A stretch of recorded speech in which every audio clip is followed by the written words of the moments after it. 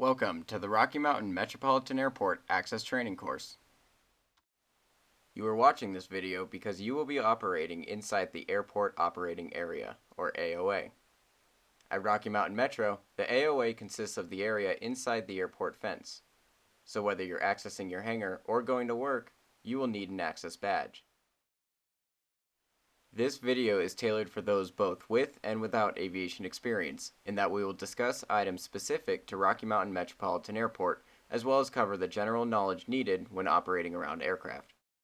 Over the course of the video, we will discuss the requirements for obtaining an airport badge, proper gate access and use procedures, the movement and non-movement area, and the rules and safety for the AOA. Obtaining a badge is an easy process, and it starts with the need for one. Only those with a need get a badge. Before obtaining a badge, your application must have a valid authorizing agent's signature on the back of the document. An authorizing agent may be a designated employee of a business or a hangar owner who is granting others access rights into the AOA. Additionally, you must thoroughly fill out the top portion of the front of the application and have provided a valid driver's license. If you are operating your personal vehicle in the AOA, you must enter that vehicle's information in the middle portion of the application. If you are unsure of who your authorizing agent is, please notify Airport Operations. Finally, you must take and pass the access control test. This test covers many of the important topics discussed in this film. Once you successfully complete this course, you'll be issued an access badge permit for any vehicle you will be operating inside the AOA. An airport badge will cost $40. Replacement badges are also $40 in the event you need one. Also, if you are receiving any parking passes, they are $10 per vehicle. Only card payments can be accepted. Upon receiving your parking pass, please place it on the inside of your windshield on the lower passenger side corner. If you replace your windshield or your vehicle, you will need to get a new permit. Once you have a badge, you'll be fully authorized to operate in the AOA.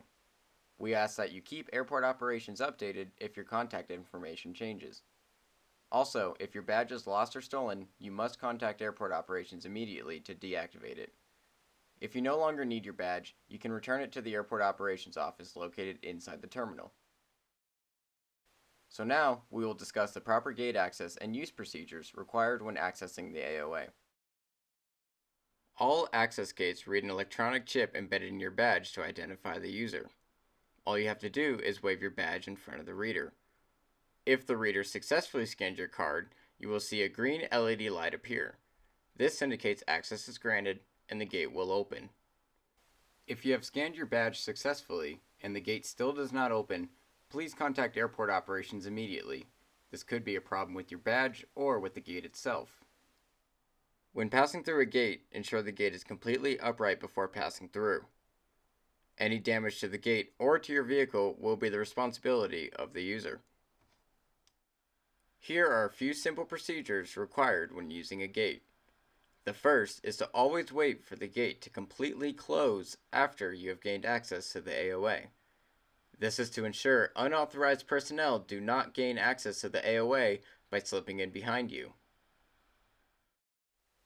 In this real-world example, a user failed to stop before the gate completely closed. As a result, an unauthorized user slipped through the gate and into the AOA. Whether you're entering or exiting the AOA, this procedure is required each time you pass through a gate. Please note that the gates are designed to sense the metal of your vehicle using a ground loop embedded in the pavement just before each side of the gate. You must pull your vehicle beyond these loops in order for the gates to close. If you are on these loops, the gate will sense your vehicle and it will fail to close. The second procedure required is to always badge in each time you access a gate. If a user ahead of you already opened a gate, you must still badge into the reader in order to record your access. In this example, both users badged in and the responsibility of the open gate is on the last user. Once the second user clears the gate, The first user is free to move on, and the last user to badge in becomes responsible for the open gate. Another required procedure is to always be on the lookout for unauthorized access. If a user attempts to gain unauthorized access by slipping in behind you, please contact airport operations immediately to report the unauthorized user. These individuals may be entering the AOA under malicious circumstances. Additionally, your badge also allows you to escort guests into the AOA. When escorting a guest into the AOA, badge into the card reader and pull forward. Always make sure your guest remains behind your vehicle at all times. Once you and your guest are through the gate, stop and wait for the gate to close. Please remember that you and your guest must pull far enough forward to remain clear of the ground loop so that the gate will close.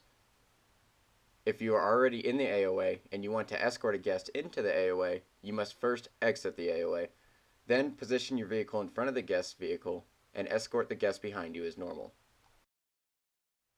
Never allow a guest to access the AOA by driving your vehicle up to the gate on the exiting side as seen in this example.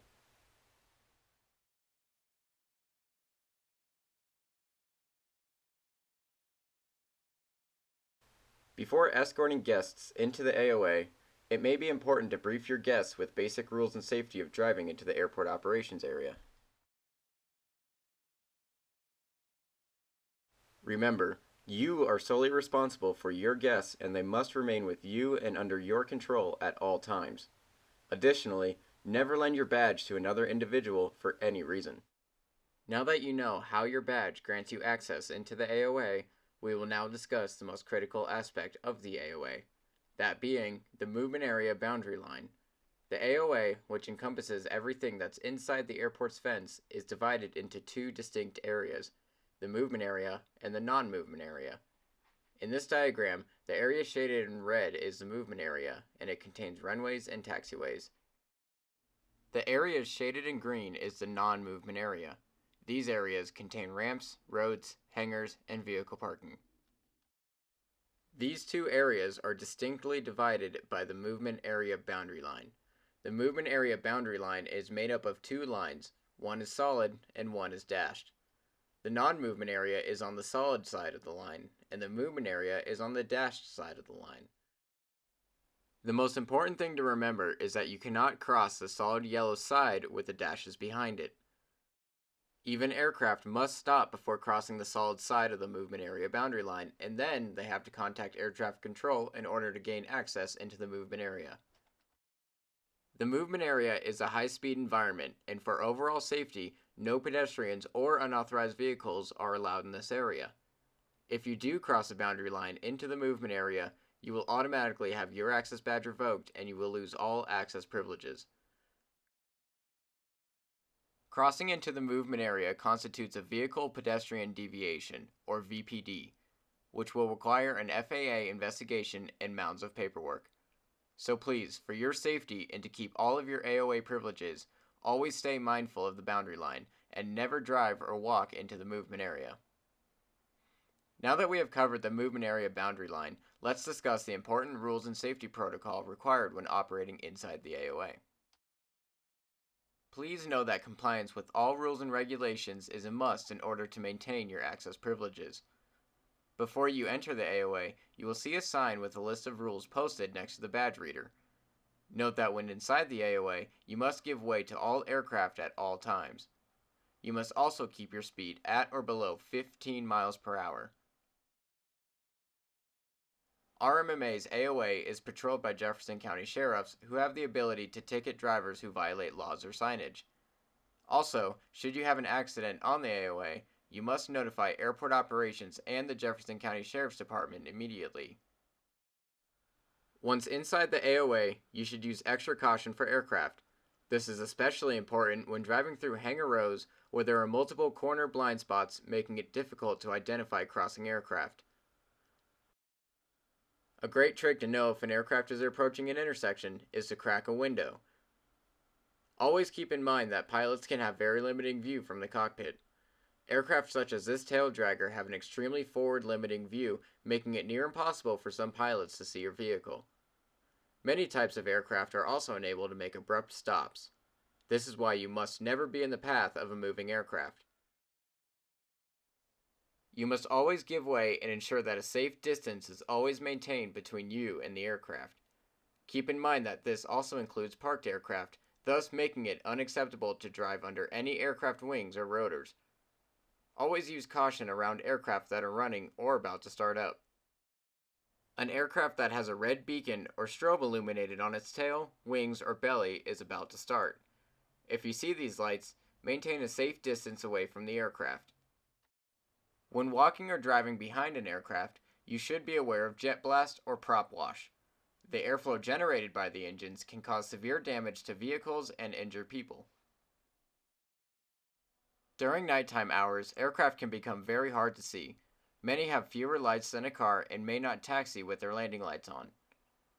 You can keep your window open to listen for oncoming aircraft and use extra caution around aircraft wingtips, as they can be especially hard to see if the aircraft is off. While in the AOA, you may encounter emergency vehicles, snow equipment, or other types of heavy equipment. You must always give way to emergency equipment. Also, heed caution around other airport equipment, as the operator may not be able to see you. When you are inside the AOA, you as well as all airport users have the responsibility to pick up any foreign object debris, or FOD. FOD is any trash, tools, forgotten parts, or anything in the AOA that can potentially damage an aircraft. FOD can destroy engines or even cause the loss of life. The Concorde that crashed in the July of 2000 was the result of FOD that was left lying on the runway. It can be a serious problem, and we must all work to keep the airport free of FOD. If you see FOD beyond the movement area boundary line, do not cross the boundary line. Instead, we ask that you call airport operations, who will come and retrieve it. When you are parked inside the AOA, always park in designated areas. There are parking areas at the end of most hangar rows and inside the hangar cutouts of portaports. Never park your vehicle in a manner that would hinder the movement of aircraft, such as in the middle of a taxi lane. Also, do not leave vehicles parked at the airport for extended periods of time. The airport will tow any vehicles it deems abandoned.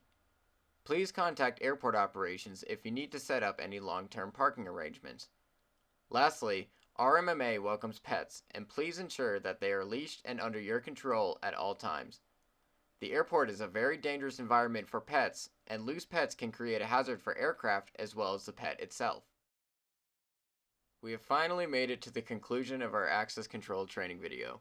Throughout the video, we reviewed the requirements to obtain a badge, how to use the airport's gate systems, and the rules and safety regulations required when inside the AOA. You also now know what the movement area boundary line is and understand that if you cross it, you will automatically lose all access privileges. Now we would like to welcome you to our version of Airport Watch. We encourage everybody at Rocky Mountain Metro to take a proactive stand on security.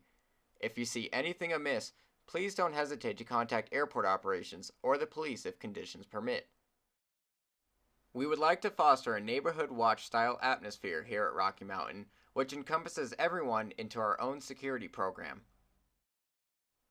Thank you for participating in this access control training course, and if you're in the terminal, don't hesitate to stop by the operations office and say hello.